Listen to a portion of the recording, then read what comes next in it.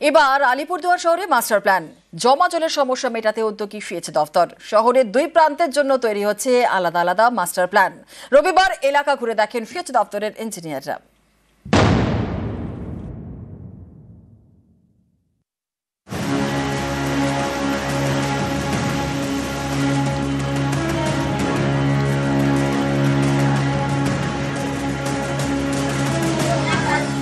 বৃষ্টি হলেই রাস্তায় জল, ঘরেও জল, চরম দুর্ভোগ। আলিপুরদুয়ার শহরের এই জল যন্ত্রণার ছবি বদলাতে উদ্যোগী সেচ দপ্তর।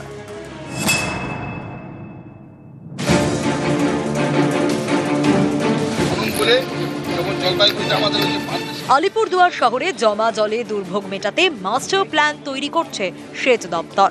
রবিবার শহরের বিভিন্ন এলাকা ঘুরে দেখেন সেচ দপ্তরের ইঞ্জিনিয়াররা। ইনান্ডেশনের সমস্যা আছে ওয়ার্ড নম্বর 10 আর 11, ফিল্ড ইঞ্জিনিয়ার আছে, এক্সিকিউটিভ ইঞ্জিনিয়ার এবং অ্যাসিস্ট্যান্ট ইঞ্জিনিয়ার আছে। আমরা দেখে নিলাম কোথায় কোথায় কি ইউনিট আছে। একটা রেলের লাইনের তলা দিয়ে আমাদের জলটা পাস করাতে হবে এবং সেই ড্রেনগুলো সংস্কারের প্রয়োজন আছে। সেটা আমরা দেখে নিলাম, সলিউশন আছে। আমরা দ্রুত একটা পরিকল্পনা নিব। বিশেষজ্ঞদের মতে আলিপুরদুয়ারের জল যন্ত্রণার বড় কারণ বেহাল নিকাশি। শহরের নিকাশির বড় ভরসা ডিমা, কালজানি এবং নোনাই নদী। এই তিন নদীতে মোট 14টি স্লুইস গেট রয়েছে। নদীগুলির নাব্যতা কমে যাওয়ায় বৃষ্টির জল বেরোতে পারে না। এর জেরে আলিপুরদুয়ারে জল জমে যায়। মানে সব গেটের জল বাড়িতে উঠে। হ্যাঁ, নদীর থেকে আসে, এই লাইনটা থেকে আসে, উল্টা পাশে আবার নদীর থেকে জল ঢুকে, জল হয় বাড়ির ভিতরে। ওই দিনের মুকুলি আটটা আছে। হ্যাঁ, এই কাজটা হলে ভালো হয়। এই শহরকে পূর্ব পশ্চিমে ভাগ করেছে আলিপুরদুয়ার কোচবিহার রেল লাইন। এই পূর্ব এবং পশ্চিম দিকের নিকাশির জন্য আলাদা আলাদা মাস্টার প্ল্যান তৈরি করছে সেচ দপ্তর। আলাদা আলাদা ইঞ্জিনিয়ারদের দায়িত্ব দেওয়া হয়েছে। নিকাশির জন্য আলাদা আলাদা পরিকল্পনাও করা হয়েছে। পূর্ব দিকে নোনাই নদীতে বিকল্প নিকাশি নালা তৈরি হবে। এছাড়া শোভাগঞ্জ এলাকায় কালজানি নদীর কাছে তৈরি হবে স্লুইস গেট। রেল লাইনের পশ্চিমে কালীবাড়ি স্লুইস গেটে হবে অত্যাধুনিক পাম্প হাউস। বিভিন্ন জায়গার নিকাশি নালা চওড়া করা হবে। ডিমা নদীর সঙ্গে যুক্ত ঝিলের চারদিকে গার্ডওয়াল দেওয়া হবে।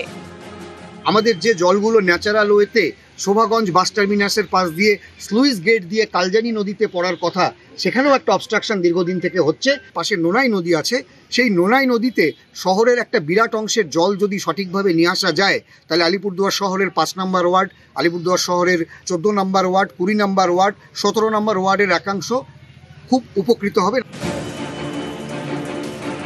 আলিপুরদুয়ার থেকে রাজকুমার কর্মকার, নিউজ 18 বাংলা। জলপাইগুড়িতে কাটলো জল প্রকল্পের জট। অনিচ্ছুক জমিদাতাদের সঙ্গে পুরসভার বৈঠক, আর তাতেই কাটলো জট। পাইপলাইন বসানোর কাজ শুরু।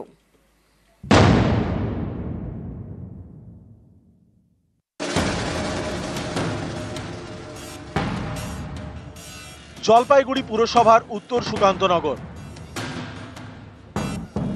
এখানে বছর খানেক ধরে আটকে ছিল জল প্রকল্পের কাজ। জলের পাইপলাইন বসানোর কাঁটা ছিল মাত্র 50 মিটার জমি। আলোচনার মাধ্যমে সেই জমি জট কাটালো জলপাইগুড়ি পুরসভা। রবিবার শুরু পাইপলাইন বসানোর কাজ।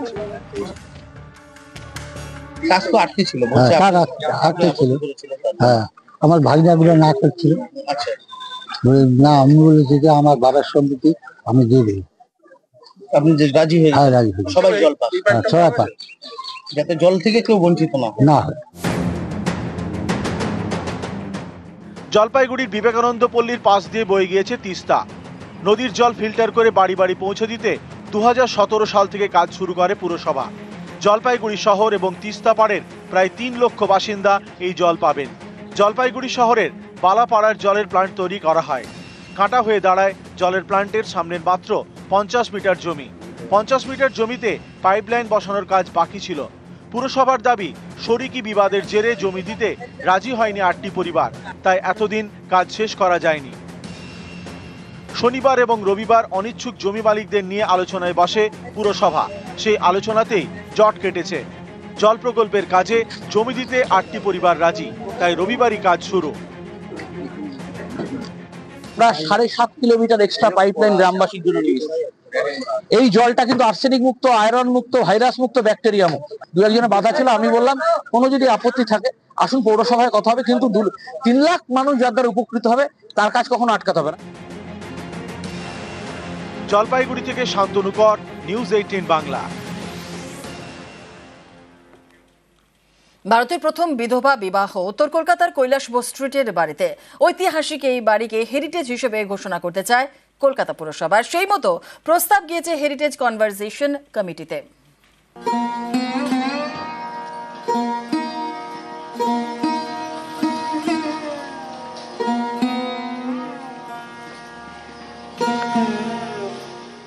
উত্তর কলকাতার আমা স্ট্রিট থানা থেকে হাঁটা পথ, 48 কৈলাসবোস স্ট্রিট, দোতলা বাড়ি।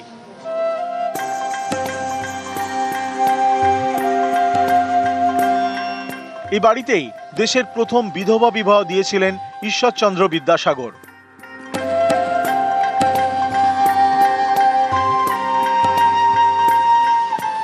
এই ইতিহাস বাঁচিয়ে রাখতে উদ্যোগী হয়েছে কলকাতা পুরসভা। কৈলাসবোস স্ট্রিটের এই বাড়িটিকে তারা হেরিটেজ ঘোষণা করতে চায়। সে মতো প্রস্তাব গিয়েছে হেরিটেজ কনজারভেশন কমিটিতে। যে সকল মনীষীদের নামাঙ্কিত, তাদের স্মৃতি বিজড়িত যে সৌধগুলো আছে, যে বাড়িগুলো আছে, সেগুলো যাতে আমরা সুরক্ষিত রাখতে পারি সেদিকেও আমাদের চেষ্টা আছে। And heritage grade 1, grade 2, grade 2 আর 3 এ বিভিন্ন ভাগ আছে এবং এগুলো নির্দিষ্ট করেন একটা কমিটি আছে। সেই কমিটির কাছে আমরা সেটা পাঠাবার জন্য সিদ্ধান্ত নিয়েছি। এই বাড়ি জানে ইতিহাস। সালটা 1856।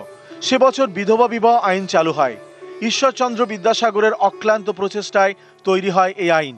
বিধবা বিবাহকে পূর্ণ সমর্থন করেছিলেন রাজা রামমোহন রায়ও। হুগলির বাসিন্দা কালীমতি দেবী বিধবা হয়েছিলেন 6 বছর বয়সে। তাঁরই বিয়ে দেন ঈশ্বরচন্দ্র বিদ্যাসাগর। ভারতে প্রথম বিধবা বিবাহ। কালীমতি দেবী এবং শ্রীশচন্দ্র বিদ্যারত্নের বিয়ে হয় কৈলাসবোস স্ট্রিটের এই বাড়িতে। এ বাড়ির মালিক ছিলেন রাজকৃষ্ণ বন্দ্যোপাধ্যায়। এখন এই বাড়িতে কেউ থাকে না। কুসংস্কারে আচ্ছন্ন সমাজের মধ্যে প্রাণ পুরুষ হিসেবে আবির্ভূত হলেন দুজন, রাজা রামমোহন রায় এবং বিদ্যাসাগর।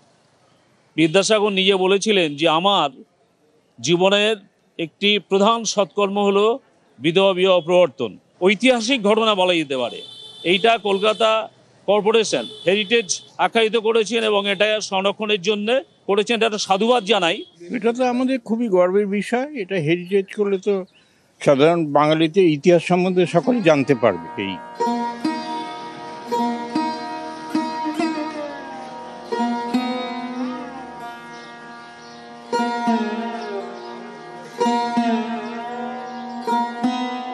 একেবারে অতীতের যে ইতিহাস, সেই ইতিহাস যাতে সংরক্ষিতভাবে রাখা যায় এবং গোটা দেশবাসীর কাছে তা যাতে তুলে ধরা যায়, এই বিষয়ে কিন্তু উদ্যোগী ভূমিকা পালন করতে চলেছে কলকাতা পৌর নিগম। ক্যামেরায় রাজীব সিং এর সঙ্গে রৌনক চৌধুরী, নিউজ 18 বাংলা, কলকাতা।